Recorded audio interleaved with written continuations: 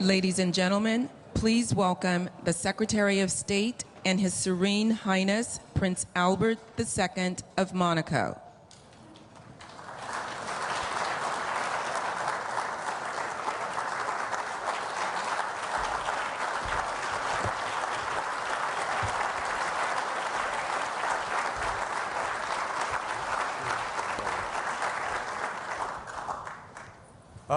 Good afternoon, everybody. Please sit and quietly continue to eat, for heaven's sakes.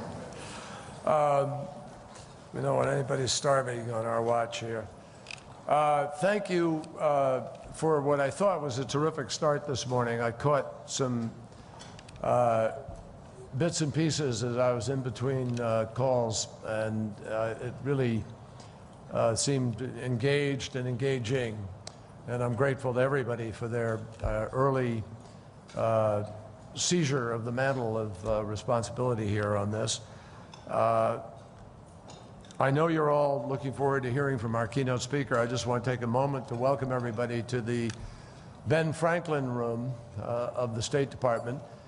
I don't know how many of you know about Ben Franklin, a fascinating man. It is unknown to many people. He actually was the first kite surfer. He used to, so help me God, he used to, use this big kite he had to tow him across Boston Harbor. And he was always out in the harbor swimming robustly. He was very, very energetic. Raised part of the time by an aunt down on Nantucket Island, long before he became affiliated with Philadelphia and Pennsylvania and so forth. But he today obviously would have an extraordinarily hard time getting confirmed by the United States Senate, if you know anything about him at all. It's a great, great honor for us to welcome as our luncheon keynote speaker His Serene Highness Prince Albert II of Monaco. I want to begin just by congratulating him. We had a chance to meet and talk for a little while here this morning privately. And one of the things we talked about was the fact that he is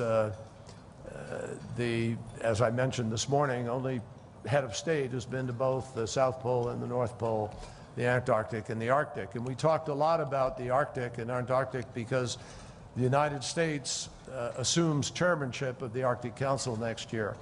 And we're already beginning to think hard about that agenda, which will be even more critical given some of the things we're talking about here today.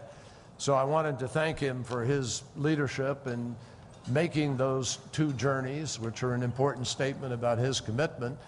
The second thing I wanted to do was publicly congratulate him and Princess Charlene on their expecting their child sometime in December, I'm told. So we're all delighted with that news.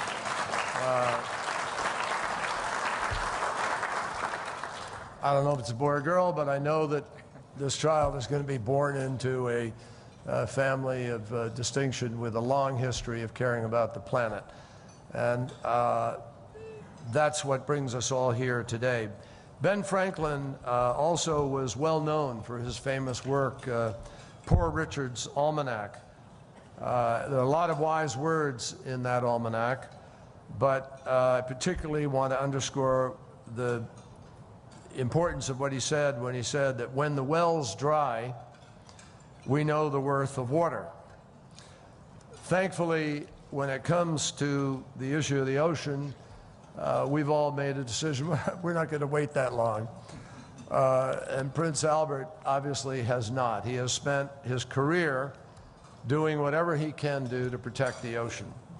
Just 6 years ago, when the Mediterranean bluefin tuna stocks were in serious trouble because of uncontrolled fishing, Prince Albert was among the first people to bring the issue to the world stage and called for a solution to protect the species. In 2009, when scientists first began to discover that carbon pollution was dramatically disturbing the chemistry of the ocean and causing it to acidify, Prince Albert brought together a group of 150 scientists from more than 24 countries to alert policymakers around the world about the troubling findings.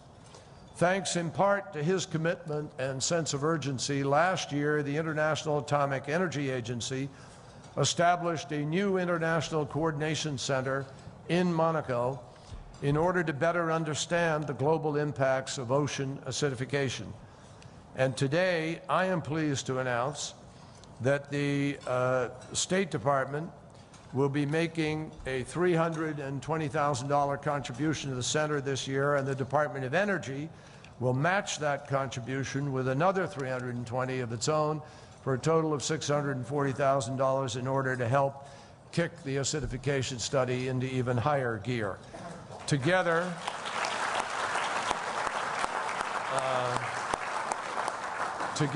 this will bring our total contribution to the effort to date to almost $1 million. And we have long considered Monaco a critical partner in the effort of protecting our ocean, thanks to Prince Albert's leadership, everything from acidification to marine protected areas. I think we can safely say together that the cooperation between our countries and between all of us together in this effort coming out of this conference will only grow. So, ladies and gentlemen, Prince Albert II of Monaco.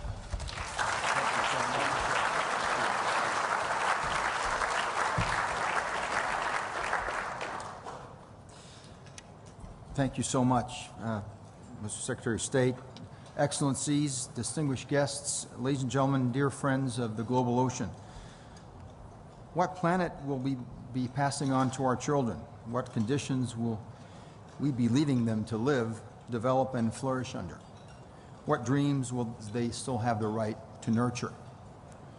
These are some of the key questions underlying the issues that bring us here today. And we need to answer, as the oceans cover over 70% of the Earth's surface, and a large part of our existence is dependent on their future. I'd therefore like to express my sincere thanks to you, Mr. Secretary of State, for organizing this summit on the ocean. I'm delighted to be able to be here today and to speak about the topic which, as you know, I hold particularly close to my heart, and which motivates my commitment every day and which shapes a significant part of all of our future. I'm delighted to do so in this country, which is so dear to me, and where, as you know, I have many ties due to both the history of the Principality of Monaco and to that of my mother, Princess Grace. Preserving the environment, especially the marine environment, is no longer a matter of concern restricted to a few activists. It is now one of the key issues of the 21st century, not only from an economic point of view, but also with regard to health, social and strategic aspects, and such it deserves all our attention and all our energy and our efforts. We all know the importance of the ocean here and the threats that it is facing. We are aware of the extent of the pollution contaminating even the remotest ecosystems on this earth. We spoke this morning of the absurdities of overfishing, which is gradually emptying our seas of all life and depriving the very people who exploit them of jobs and resources. And we know the dangers of increasing acidification, which affects the ocean environment. Instead, I would like to talk to you about the potential solutions which are already emerging. We remained powerless for a long time when confronted with the threats menacing the environment because we were ignorant. We were not aware of the harm we were inflicting on our seas and our oceans. We did not imagine that such vast expanses, unknown and foreboding, could also be so fragile and so vulnerable. Today, we do know, and it is not yet too late. We are aware of the studies conducted by the world's top experts who are beyond any reproach. Others will be unveiling in just a few days, and I'm thinking of the Global Ocean Commission's report. We have, I think, also read the IPCC's latest report and realize both its legitimacy and its importance. This report, which for the first time devotes a specific chapter to the oceans, states loud and clear that climate change is already a reality that is gathering pace and could increase more significantly to reach the critical threshold of 2 degrees Celsius within a few decades. It points out that the probability of severe, widespread, and irreversible impacts increases with the intensification of global warming. However, it also says that it is still possible to combat this warming and to mitigate this process by means of pertinent sustainable strategies and the development of a low-carbon economy. Thanks to all these experts, some of whom are with us here today in this room, we are now aware and able to take action. This is our chance and our duty. However, this compels and obliges us to fight those insidious enemies: indifference, skepticism, and resignation. To do this, our duty is to alert, convince, and prove that all is not lost. It is to generate lucidity, courage, and determination, and the resources that have too often been lacking. And above all, it is also to invent solutions and try to propose them and then to apply them. Because, as our discussions this morning proved, such solutions do exist. First of all, marine pollution. We know that a large proportion of this pollution is from land-based sources, and it is possible to combat it in a very direct way. The implementation of water treatment systems is a necessity here in all respects, for reasons of ecology, of course, but also for reasons of health and even development. With the growing water scarcity that is experienced around the planet, and which risks becoming a problem over the next few decades due to the constant population growth, this issue needs to be approached with the utmost seriousness at a local level, and in particular terms, it concerns water basins. It is in fact at this scale that innovative solutions for integrated management systems can be implemented, which address both the population's needs and the reality of the resources available. As for maritime pollution, its prevention and possible sanctions against it must be developed more effectively, especially in international waters. Of course, the question of implementation methods needs to be raised. But this does not tackle the fundamental issue: political will entailing substantial work on the high seas, which alone represents close to 2/3 of all maritime areas, and the implementation of tools which by necessity must be restrictive. This work is currently underway at the United Nations, more than 30 years after the Convention on the Law of the Sea was adopted in Montego Bay. I can only hope that it is successful and that it will unite us all, including the United States of America. In the same way, I can only hope that the United Nations affirms a substantial and a sustainable development goal specifically dedicated to the oceans. Such an initiative can but increase awareness of the ocean situation and help us to find the resources we so badly need. Faced with the issue of overfishing, solutions also exist, as we saw this morning. They also involve the updating of international standards and more effective control mechanisms. However, whilst awaiting such progress, action is already possible, whether it be through specific measures concerning certain species or through the establishment of special protection areas. My own country, Monaco, has moved forward, I think, in a decisive way on these two solutions at its own level, but with a certain rate of success. There was a case, as you mentioned, the Secretary, of the bluefin tuna, this very emblematic species of the Mediterranean, which was endangered a few years ago, and thankfully it is now on the road to recovery. This action has thus proved that determination can bring about change, even in a complex institutional framework. To combat overfishing and allow our oceans to regenerate, we also need to focus on the development and extension of MPA's marine protected areas. These protected areas are in fact a means to restore stocks and thus promote a sustainable local fishing economy. I know that marine protected areas have been created in U.S. territorial waters, proving their ability to combine economic and ecological imperatives. We also see this also in Europe and in Monaco, where we have implemented various marine protection agreements in Mediterranean waters. The Pelagos Sanctuary, for instance, is set up with France and Italy. It is an important conservation area for marine mammals and marine biodiversity in general. In various regions of the Mediterranean, as well as in almost all of the other seas and oceans of the world, other marine protected areas have met with real success from an ecological, economic, social, scientific, and educational point of view. It is now time to give them the proper resources, legal of course, but also financial. This is why my foundation is striving to do with the creation of a trust fund aimed to support MPAs and reach the Aichi targets. I personally consider as being a minimum adopted by the international community some 4 years ago now.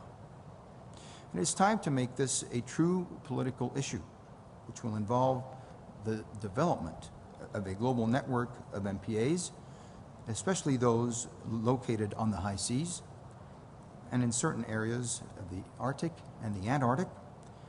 And I'm thinking here most specifically about the Ross Sea. This would provide a valuable opportunity to strengthen resources, share good practices, and optimize solutions. In the same way, we must and can join forces to combat deep-sea trawling, a devastating practice that destroys whole ecosystems for the sake of a profitability that is completely hypothetical. If we truly want to protect underwater life and all its wealth and diversity, it is essential that bold measures must be taken. Finally, as far as ocean acidification is concerned, I believe that the efforts to be made fall into two categories. There are global efforts against anthropic carbon emissions, the main causes of such acidification, and which I spoke about a few moments ago. But there are also more targeted efforts to be made against the specific consequence of human activities, of which we still only have a limited knowledge. That is why it is essential, first and foremost, to support scientific initiatives that will enable us to gain a better understanding of this phenomenon and to come up with different solutions to mitigate or curb it.